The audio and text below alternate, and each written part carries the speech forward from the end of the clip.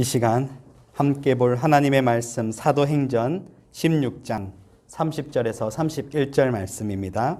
사도행전 16장 30절에서 31절 말씀입니다. 우리 함께 하나님 말씀을 합독하시겠습니다. 사도행전 16장 30절에서 31절 말씀입니다.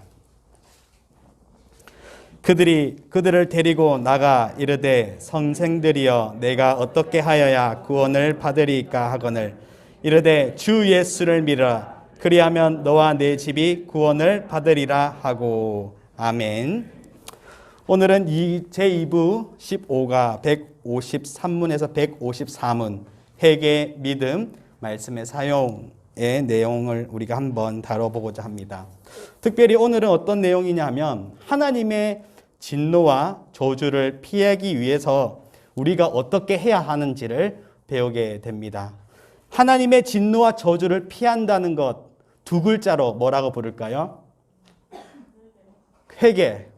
내용 중에 회개가 들어가지만 구원이죠. 구원. 우리가 구원받았다라고 할 때에 하나님의 진노와 저주에서 벗어났다라는 말로 바꿔볼 수 있겠습니다. 그래서 오늘은 어떻게 하면 구원을 받을까라는 제목 너무나 잘 알고 있지만 우리 구체적으로 한번 그 내용들을 살펴보고자 합니다. 오늘 먼저 153문입니다. 153문을 함께 읽어보겠습니다. 제가 질문을 읽고 우리가 함께 답을 읽어보도록 하겠습니다. 153문 하나님의 법을 위반했기 때문에 우리가 당연히 받아야 할 그의 진노와 저주를 피하기 위하여 하나님께서 우리에게 요구하는 것은 무엇인가?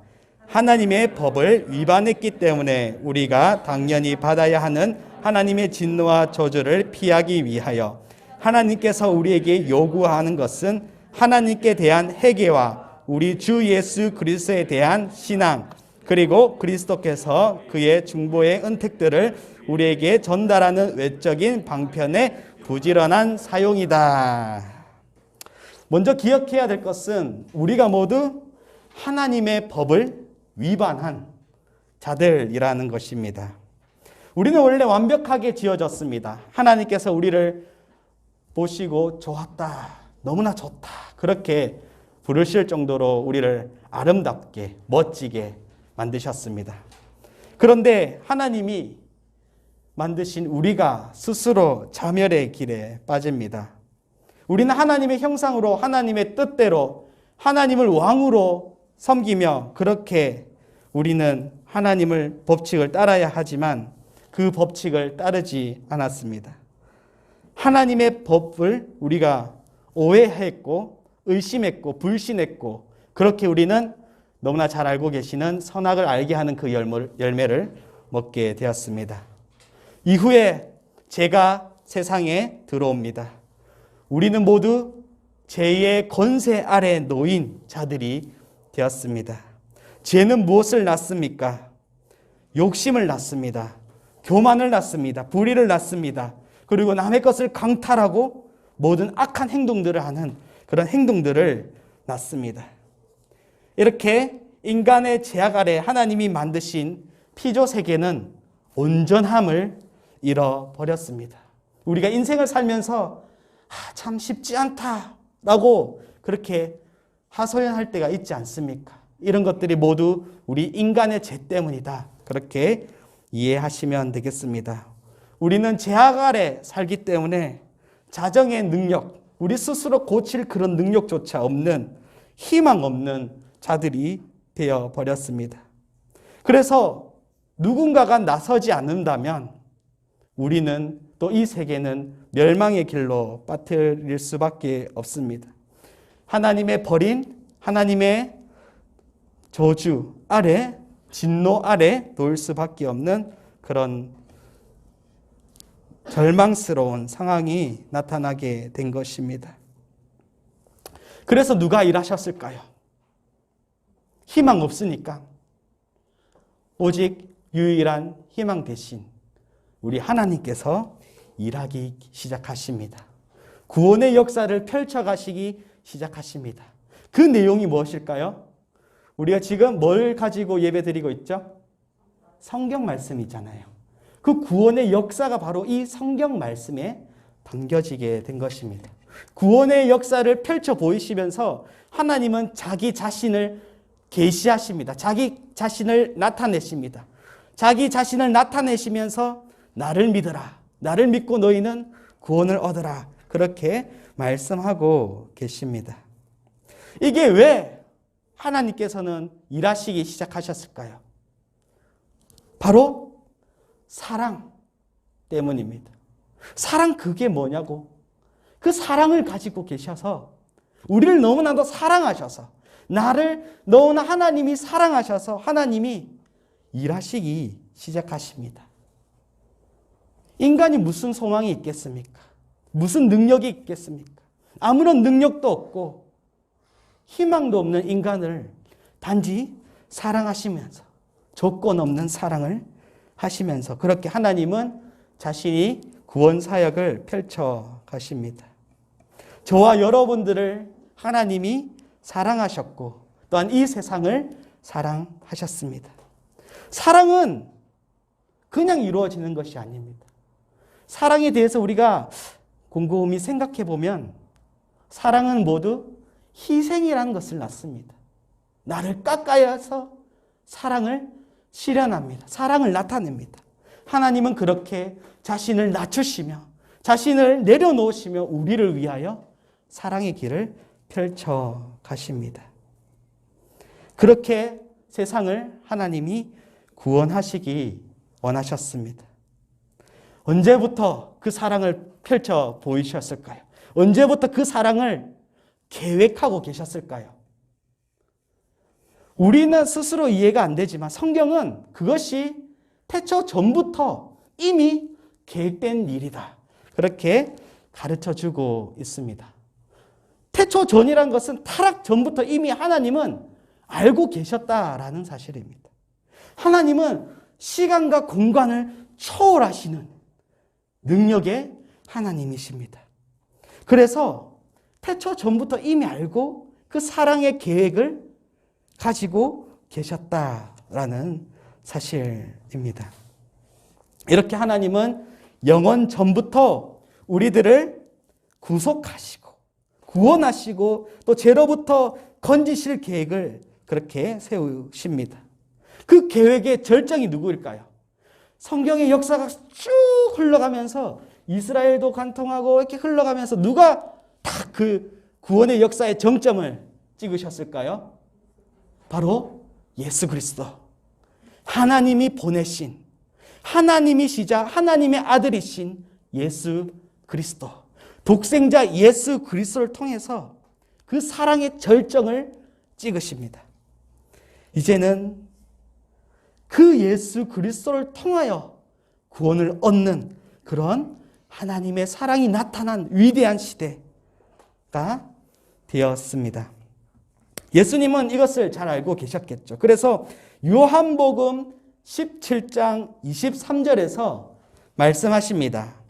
곧 내가 그들 안에 있고 아버지께서 내 안에 계시어 그들로 온전함을 이루어 하나가 되게 하려 함은 아버지께서 나를 보내신 것과 또 나를 사랑하신 같이 그들도 사랑하신 것을 세상으로 알게 하려 함이로소이다. 하나님의 사랑이 예수 그리스도를 통해서 나타나기를 원하시기 때문에 하나님의 사랑을 이 세상이 깨달기 원하시기 때문에 하나님이 그렇게 구원 사역을 펼쳐 주셨다라는 사실을 우리에게 말씀하고 있는 겁니다. 그리고 그 사랑의 시작, 그 구원의 시작은 어디서부터 시작될까요? 그 약속이 바로 창세기 3장 15절부터. 창세기 3장 15절은 타락한 직후 아닙니까? 직후부터 이미 예수 그리스도를 바라보면서 그때 복음이 나타났다라는 것을 우리는 보게 됩니다. 이 복음을 옛날에 이루어졌던 그런 원시 시대부터 이루어졌던 복음이다라고 해서 네 글자 혹시 뭐라고 부르는지 아십니까? 원시의 나타났던 복음이다 해서 원시복음이라고 그렇게 창세기 3장 15절을 그렇게 부릅니다. 창세기 3장 15절의 내용은 이겁니다. 여자의 후손에 의해서 뱀의 머리가 상하게 될 것을 그렇게 약속하시는 그런 장면입니다. 여자의 후손은 나중에 이후에 예수 그리스도를 통해서 성취되는 것이고, 또한 뱀의 머리는 예수님의 십자가와 부활 사건을 인하여 성취되게 됩니다. 예수님의 십자가와 그 부활 사건은 죄에서 우리를 건지시는, 뱀의 머리를 상하게 하는, 죄의 권세를 깨트리시는 그런 위대한 사랑, 하나님의 사랑이 나타난 그런 사건이었습니다. 이렇게 하나님은 조건 없는 사랑, 무조건적인 그런 사랑 때문에 인류를 그분의 진노와 저주에서 벗어날 수 있도록 열심히 고통을 받으시면서 희생을 하시면서 일하셨던 것입니다. 누구를 사랑하셔서요? 우리를 사랑하셔서. 우리는 곧 누구입니까? 나를 사랑하셨기 때문에. 나를 사랑하셨기 때문에 그렇게 하나님은 일하셨습니다. 이 사랑을 우리가 늘 품고 살아야 되겠습니다. 하나님의 이 위대한 사랑, 어찌 보면 길고 긴 역사 속에 나타난 하나님의 한결같은 사랑, 변치 않는 사랑, 신실하신 사랑을 기억하시고 또 그 사랑을 깊이 묵상하시면서 감사하며 살아가는 저와 여러분 되시기를 바랍니다. 자, 그렇다면은 우리가 어떻게 그 사랑을 경험할 수 있을까? 그 구원을 경험할 수 있을까? 그것이 오늘 문답의 내용입니다. 어떤 방법으로 진노와 저주를 피할 수 있을까? 그게 바로 오늘 내용 2번의 내용이기도 합니다. 그것은 하나님께서 요구하신 은혜 받는 방법에 동참하는 것이다. 그렇게 기억하시면 되겠습니다. 성경 말씀을 통해 그 방법을 우리는 깨달을 수 있습니다. 그리고 그 방법을 사용함에 따라 진노와 저주에서 벗어나는 그런 은혜를 우리는 누릴 수 있습니다. 그 방법은 총 3가지입니다. 자, 이번에 보면 붉은 글씨가 있죠? 붉은 글씨로 강조해 두었습니다. 첫 번째는 뭡니까? 하나님을 향한 회개입니다. 두 번째는 뭡니까? 예수 그리스도 안에 있는 믿음입니다. 세 번째는 뭡니까? 외부적인 은혜의 수단을 부지런히 사용하는 것입니다. 이 내용, 이 3가지를 오늘 한번 살펴보고자 합니다. 첫 번째 방법, 회개입니다. 회개가 뭘까요? 하나님의 진노와 저주를 피하기 위해 왜 회개가 필요할까요? 하나님의 진노와 저주를 피한다는 것은 곧 죄로부터의 구원을 의미합니다. 하나님의 은혜를 깨닫는 것이 먼저 자신의 상태를 알아야 가능하지 않겠습니까? 내 자신을 모르는데 내가 어떻게 깨닫고 하나님의 은혜를 갈망할 수 있겠습니까?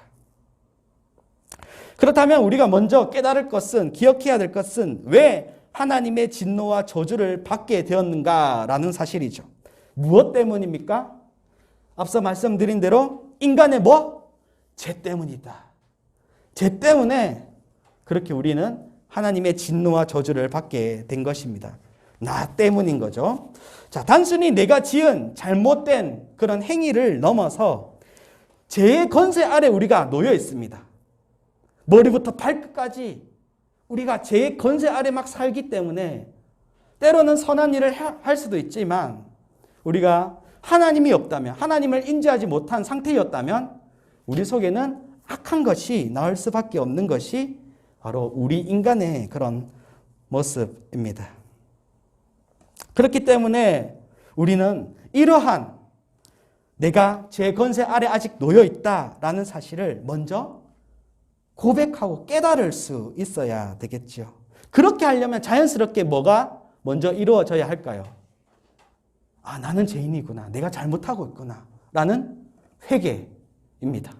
회개를 통해서만이 우리가 하나님의 진노와 저주에서 벗어날 수 있게 되는 겁니다. 회개란 것은 단순히 난 잘못했지 하고 그냥 마음으로 다 한탄하는, 나 자신을 자책하는 그런 수준의 만이 아닙니다. 성경에서 말하는 회개는 나의 삶을 통째로 유턴시키는 겁니다. 돌이키는 것. 유턴은 어떻게 합니까? 쭉 갔다가 돌아서 다시 돌아오는 거잖아요. 그것처럼 내 삶을 전적으로 하나님께 다시 돌이키는 것이 바로 회개입니다. 그렇기 위해서라면 먼저 내가 가던 그 길이 죄의 사악한 길이다라는 것을 인식하고 그 길을 혐오하면서 죄의 행위뿐만 아니라 죄의 권세로부터, 이 권세로부터 나를 이렇게 직진할 수밖에 없던 그런 권세로부터 벗어나는 그런 것들을 간절히 원해야 되겠습니다. 칼빈은 이렇게 얘기를 합니다. 하나님을 깨닫는 것, 그것이 뭐냐? 곧 내 자신이 비참한 상태에 있다, 죄악의 상태에 있다라는 것을 깨닫는 것, 그것이 동시에 이루어진다라고 그렇게 칼빈이 기독교 강요에서 말하고 있습니다.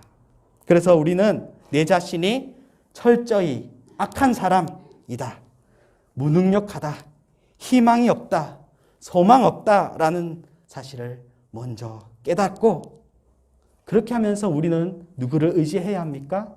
나는 희망 없으니 나에게 희망을 주신 분, 바로 우리의 하나님. 우리 하나님을 철저히 회개하며 의지하며 그렇게 나가야 되겠습니다. 이렇게 신앙은 우리 회개로부터 시작된다라는 사실을 꼭 기억하시길 바랍니다. 옛 본성, 내가 가진 옛 본성, 옛 생활들을 떨쳐버리기 위해서는 우리는 회개하며 결단을 해야 하는 것입니다. 예수님도 이런 말씀을 하셨습니다. 누가복음 5장 32절의 말씀입니다. 내가 의인을 부르러 온 것이 아니요 죄인을 불러 회개시키러 왔노라. 예수님의 말씀입니다.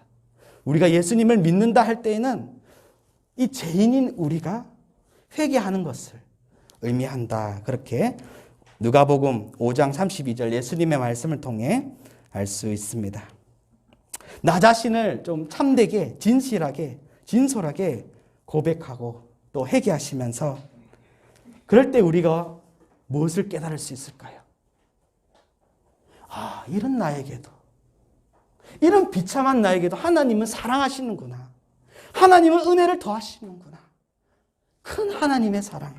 그렇게 깨달으시고 감사하며 살아가는, 또 참 생명에 거하는 저와 여러분 되시기를 바랍니다. 자, 두 번째 방법입니다. 두 번째 방법이 뭡니까? 우리 주 예수 그리스도에 대한 신앙입니다. 하나님은 예수님을 통해서 그 사랑을 실현하셨습니다. 그 사랑을 예수님을 통해서 나타내 주셨습니다. 오직 누구를 통해서만요? 예수님을 통해서만이 진노와 저주를 피할 수 있는 그런 것이죠. 예수님을 우리의 구주로, 참 하나님으로 우리는 고백해야 되겠습니다. 이것이 바로 예수님을 믿는, 예수님을 믿음의 대상으로 여긴다라는 뜻입니다. 참 안타깝게도 시대가 이렇게 변화오면서 예수님에 대한 그런 이해, 모습들이 많이 바뀌고 있었습니다. 18세기 이후로 예수님에 대한 그릇된 고백들이 싹을 막 피워왔던 것이죠. 어떤 고백들이 있어 왔을까요? 그때는 과학이 막 발전을 합니다. 기술이 발전합니다. 사람의 힘으로는 뭐든지 할 수 있어. 그런 마음들이 막 문명이 발달하면서 사람들 마음에 생겨나게 된 것이죠. 그렇게 문명이 발달하고 사람이 스스로 우리 인간은 괜찮은 존재야. 우리 인간은 부족함이 없어. 뭐든지 할 수 있어. 그런 마음이 드니까 내 이성으로, 내 생각으로 이 예수라는 인물을 한번 조각조각 분석해 봐야 되겠어 라고 하는 그런 생각들이 생겨났습니다. 그러면서 어떤 일이 일어났냐면 예수님의 기적 같은 거는 모조리 잘라버리는 거죠. 예수님의 치유 사역 뭐 이런 것들, 그리고 심지어 부활 사역까지 잘라내게 되었습니다. 온전한 구원이 아니죠. 그럼 예수는 어떤 사람인가? 그냥 남들을 잘 도와주고 사랑의 모습을 보여준 그런 선생님, 모범을 보여주는 그런 선생님과 같은 사람일 뿐이야. 그렇게 18세기 이후에 이 예수님의 모습이 점차 변하여지고 있었습니다. 요즘 시대도 이렇게 유럽이나 또 다른 사회를 가면은, 다른 나라를 가면은 이런 생각들이 많이 퍼져 있는 것을 보게 됩니다. 뭐 예수님의 구주의 대상이 아니니까, 우리의 구주가 아니니까 교회 나갈 필요가 있을까요, 사실? 그렇게 교회 나갈 필요는 없는 거고, 교회가 그렇게 무너지고 있는 그런 현실이 바로 지금 우리 살아가고 있는 현실입니다. 이러한 불완전한 인식, 예수님을 구주로 고백하지 않는 그런 믿음이 구원을 얻는 믿음을 허락해 줄까요? 아닌 것이죠. 우리는 이 성경에 기록된, 이 성경에 하나님께서 계시하여 말씀해 주신 예수 그리스도를 온전히 분명하게 깨닫고 또한 묵상하면서 우리의 구원자로 고백하면서 우리는 구원을 얻을 수가 있는 것입니다. 전적으로 내 인생을 예수 그리스도께 맡길 수 있게 되는 것입니다. 그리고 우리는 그 믿음을 그 믿음으로 살아갈 때에 예수 그리스도를 아닌 그 다른 것들, 막 나를 꼬드기는 내가 너를 구원해 줄게, 내 인생을 펴게 해 줄게 하는 그런 위험한 속상임에 우리는 벗어나지 않을 수 있게 되는 것입니다. 참된 예수 그리스도의 고백으로 살아가는 저와 여러분 되시기를 바랍니다. 우리의 온전한 구주가 누구십니까? 예수 그리스도이십니다. 우리의 온전한 유일한 구원자가 바로 예수 그리스도이십니다. 하나님의 진노와 저주에서 벗어나게 할 그 위대한 이름, 그 아름다운 이름이 바로 예수 그리스도이심을 또 기억하시면서 또 예수님을 구주로 오늘도 또 믿음으로 살아가는 저와 여러분 되시기를 바랍니다. 자, 세 번째, 진노와 저주에서 벗어나게 하는 방법입니다. 이 세 번째 방법은 좀 더 구체적으로 다뤄야 되기 때문에 154문을 통해서 이렇게 다루고 있습니다. 우리 154문을 함께 읽어보도록 하겠습니다. 153문 제가 질문 읽어보겠습니다. 그리스도께서 자기 중보의 혜택을 그 몸된 교회에 전달하시는 외적 방편은 무엇인가? 그리스도께서 자기 중보의 혜택을 그 몸된 교회에 전달하시는 외적 또는 일반적인 방편은 그의 모든 규례인데 특별히 말씀과 성례 및 기도이다. 이 모든 것은 택함을 입은 자들을 구원에 이르게 하는데 유효하다. 자, 세 번째 방법, 외적 혹은 이렇게 세 가지 특별한 규례들이 나옵니다. 말씀, 그 다음 뭡니까? 성례, 그 다음 기도입니다. 자, 이것들은 모두 예수님께서 중보자라는 사역을 하시면서 그 은혜의 혜택을 우리에게 계속 누리게 만드는 그런 규례들입니다. 중보라는 것이 혹시 뭐였는지 기억나십니까? 중보는 연결해 주는 것을 의미합니다. 연결고리이지요. 자, 하나님과 우리 사이에 끊어졌습니다. 거리가 멀어졌습니다. 코로나도 아닌데 거리두기가 이루어졌어요. 뭘 때문일까요? 그렇죠. 죄입니다. 죄.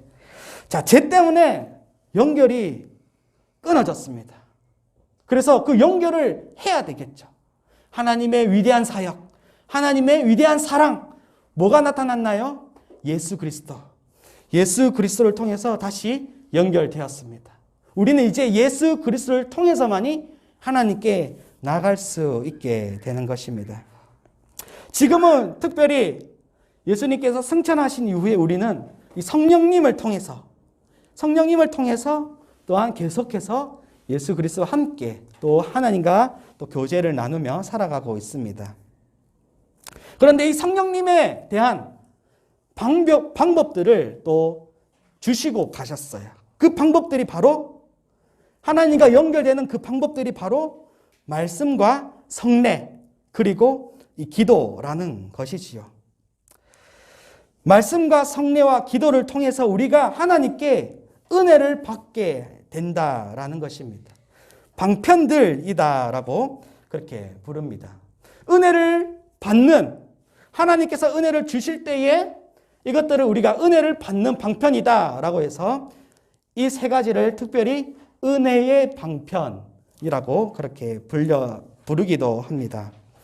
우리가 성도답게 살아가려면은 이 험난한 세상, 죄악이 가득 넘치는 세상과 싸우려면은 은혜가 필요합니다.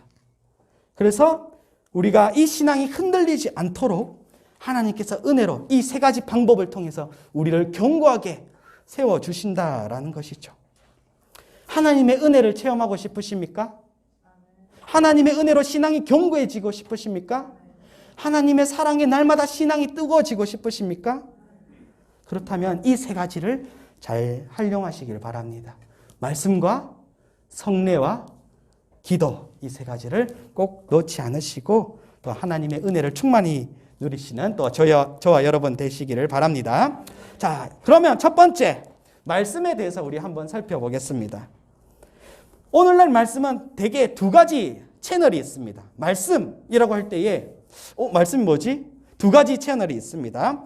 자, 하나는 하나님이 자기 구원에 대한 그 계시된 그 말씀을 어디에 담아 두셨죠? 기록해 두셨죠? 성경 말씀이죠. 성경이 온전히 구원의 그 방법들을 기록해 두었습니다. 그렇기 때문에 우리는 무엇을 하나님의 말씀으로 여기고 하나님의 말씀을 들을 수 있습니까? 성경 말씀을 통해서 우리는 하나님의 말씀을 들을 수 있습니다. 성경하면 너무나 유명한 구절이죠. 무슨 구절일까요? 예상 다 되실 거예요. 디모데 후서 3장 16절과 17절을 보면은 모든 성경은 하나님의 감동으로 된 것으로 교훈과 책망과 바르게 함과 의로 교육하기에 유익하니 이는 하나님의 사람으로 온전하게 하며 모든 선한 일을 행할 능력을 갖추게 하려 함이라. 아멘입니까? 네. 성경 말씀은 하나님이 누구십니까? 우리의 왕 아닙니까? 왕의 명령, 어명입니다. 성경은 어명입니다. 옛적 문화에 따르면은 왕의 어명은 어떻게 받습니까? 너무 권위 있는 말씀이기에 무릎 꿇고 받는 게 왕의 어명 아닙니까? 그리고 반드시 그 어명을 따라서 행동해야 합니다. 그 권위를 인정해야 합니다. 우리에게는 어명이 무엇입니까? 성경 말씀이라는 것이지요. 온 세상의 왕이신 하나님께서 계시하신 그 권위로운 말씀을 지금 우리는 너무나 쉽게 손에 들고 다니는 겁니다. 언제나 묵상할 수 있도록, 언제나 이 말씀을 따라서 살아갈 수 있도록 그렇게 하나님이 우리에게 주셨습니다. 이 얼마나 큰 은혜입니까? 옛적에는 이 책이 개발되기 전에는 사실 책이라는 것은 엄청 비쌌다고 합니다. 뭐 자동차 이런 보다 훨씬 더 집보다 요즘 집값이 많이 올랐다고 하는데 옛날 책이 그 정도의 가치를 지녔다고 합니다. 자, 그런데 지금 우리는 어떻습니까? 이 하나님의 말씀, 권위의 말씀, 이것을 누구나 쉽게 들고 다닙니다. 이 얼마나 큰 혜택입니까? 이 말씀 귀하게 여기시고 날마다 묵상하시고 또한 이 권위의 말씀대로 살아가는 저와 여러분, 그래서 하나님의 은혜를 충만히 누리는 저와 여러분 되시기를 바랍니다. 그리고 이 말씀을 묵상하라는 것은 왜 주셨을까요? 우리를 온전하게 한다는 것은 앞에 있었던 회개와도 연결됩니다. 우리는 말씀을 묵상하면서 하나님의 크심을 봐요. 하나님이 우리에게 이렇게 큰 은혜를 주셨단 말이야?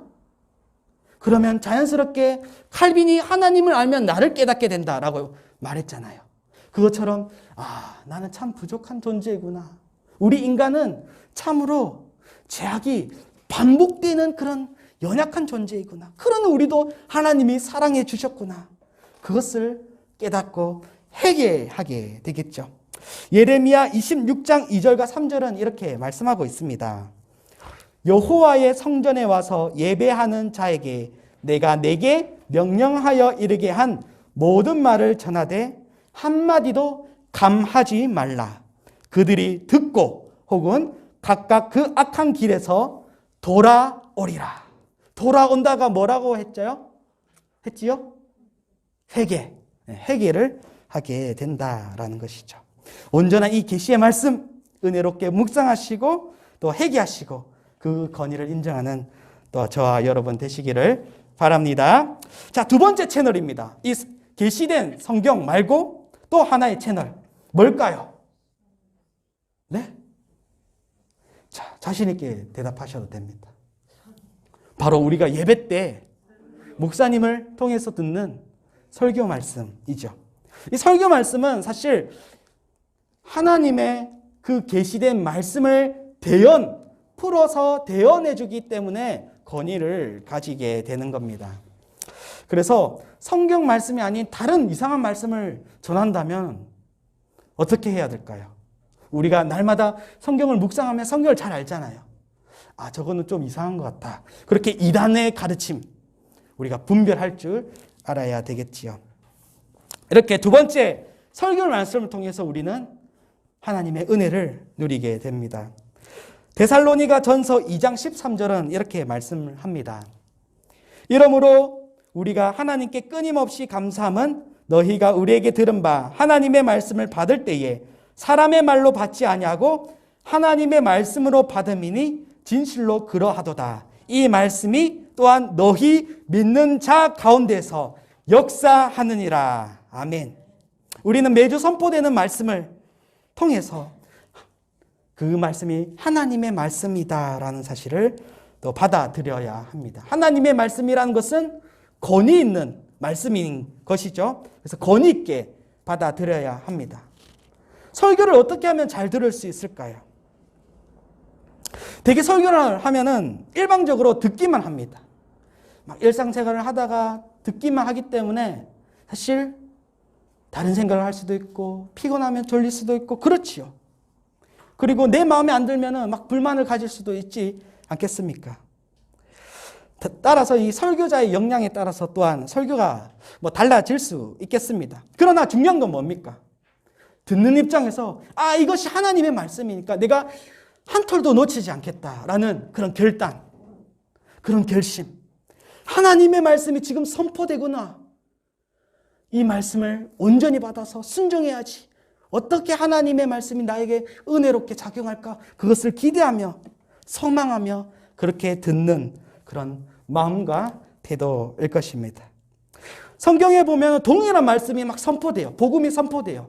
그런데 어떤 자들은 믿으면서 예수 그리스도를 구주라 고백하고 자신의 삶을 회개합니다. 또 한편 어떤 자들은 돌을 던지려고 하는 그런 모습들을 우리가 많이 발견할 수 있지 않겠습니까? 우리의 마음을 온전히 설교 듣기 전에 우리는 기도를 따라서 해야 할 것입니다. 하나님의 말씀이 온전히 나에게 역사하여 주시옵소서. 이 데살로니가 2장 13절의 말씀이 지금 이 자리 나에게 역사하여 주시옵소서. 그렇게 기도해야 되겠습니다. 자, 두 번째는 성례를 통해서 우리가 은혜를 받을 수 있습니다. 성례는 두 가지입니다. 뭘까요? 세례와 성찬 두 가지가 있습니다. 옛적에 로마 카톨릭 지금 성당이죠. 영세, 견신례, 성찬, 고해성사, 정부성사, 섭금, 혼례성사 7가지가 있었습니다. 우리 종교개혁 이후에는 이런 것들은 모두 주님께서 명령하지 않았으니까 다 잘라내야 돼 하고 이렇게 잘라내서 오직 두 가지, 성경에서 가르치고 있는 세례와 성찬 두 가지만 그렇게 하고 있습니다. 이 초대교회 역사를 봐도 이 두 가지가 굉장히 강조되고 있다라는 사실을 우리는 보게 됩니다. 사도행전 2장 46절에 날마다 마음을 같이하여 성전에 모이기를 힘쓰고 집에서 떡을 떼며 라고 했을 때 이 떡을 뗀다, 떡을 뗀다라는 표현이 바로 이 성찬을 뜻하는 그런 표현들입니다. 그래서 세례를 통해서 하나님의 은혜의 행위를 다시 내가 구원받은 존재이구나라는 것들을 그 은혜를 하나님을 통해서 나타내고 또한 성찬을 통해서 예수님의 목금하심을 통해서 우리가 은혜를 그렇게 누리게 되는 것입니다. 자, 마지막 진노 피하는 방법은 은혜를 받는 방법은 이제 기도입니다. 이 기도는 때에 따라서 은혜의 방편에서 이거는 조금 예외다라고 이렇게 떼놓는 그런 분들도 이 학자들도 있긴 있습니다. 왜냐하면은 말씀과 성례는 하나님께서 은혜 주시는 그 내려감이 있잖아요. 하나님께서 이렇게 쭉 은혜를 주시는 그런 우리가 받는 입장이고 또한 이 기도는 우리가 하나님께 하나님 아버지 감사합니다라고 이렇게 올려드리는 그런 이 방식의 차이가 있기 때문에 이 은혜의 방편보다는 이거는 은혜의 열매다. 은혜를 받아서 누리는 그런 맺혀지는 열매다. 혹은 감사, 은혜를 받았으니까 감사하면서 우리가 하나님께 온전히 기도하지 않겠습니까? 그래서 이 감사의 또 방편이다. 그렇게 설명하는 분들도 있습니다. 하지만 우리가 기도의 은혜의 방편이다. 그런 할 수 있는 이유는 기도가 성령 하나님의 역사 통해서 하나님께서 우리에게 계시해 주는 그런 방법이 되기 때문입니다. 또한 우리는 기도를 통해서 온전히 말씀을 깨달을 수 있도록 그렇게 요청을 하는 것이고 또 하나님이 주시는 것을 위하여 또 하나님이 주기로 한 것을 우리가 바라면서 기도하지 않겠습니까?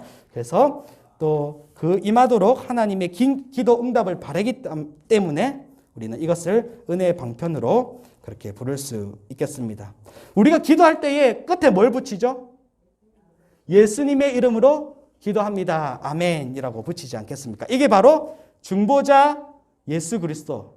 하나님과 우리가 끊어졌지만 예수 그리스도를 통해서만이 들어갈 수 있기 때문에 이렇게 우리는 기도를 항상 예수 그리스도의 이름으로 기도합니다라는 것들을 이렇게 붙이게 됩니다. 자, 이러한 구원을 위한 은혜의 방편들을 우리가 한번 이렇게 살펴보았습니다. 이거는 모두 하나님께서 주신 은혜의 선물입니다. 선물은 뭡니까? 우리가 받고 누릴수록 더욱더 좋은 것 아니겠습니까? 우리가 일상생활 속에 이 하나님께서 주신 그 은혜들을 마음껏 누리는 그런 귀한 역사가 나타나기를 소망합니다. 그래서 죄와 그 권세에서 벗어난 그 구원, 그 영생의 선물을 우리가 그냥 놔두지 않고 그냥 집에 저기 책장에 꽂아놓지 아니하고 날마다 이것들을 또 지속적으로 훈련해 나가며 또 배워가며 은혜를 누리며 그렇게 또 하나님의 큰 은혜를 경험하고 충만하는 그런 저와 여러분 되시기를 바랍니다. 날마다 진노와 저주에서 벗어난 하나님의 큰 사랑이 하나님의 큰 사랑을 경험하는 저와 여러분 되시기를 바랍니다. 기도하겠습니다. 하나님 아버지 감사합니다. 오늘은 우리가 진노와 저주에서 그런 벗어나기 위해서 어떻게 구원을 받을 수 있을지 그 은혜의 방편에 대해서 우리가 살펴봤습니다. 이 세상 그 무엇보다 하나님께서 주시는 그 은혜를 또 갈망하고 소망하며 그 은혜를 날마다 체험하며 살아가는 우리 모두 될 수 있도록 성도의 모습을 날마다 실현해 나가는 우리의 모습 될 수 있도록 하나님 인도하여 주시옵소서. 예수 그리스도의 이름으로 기도하옵나이다. 아멘.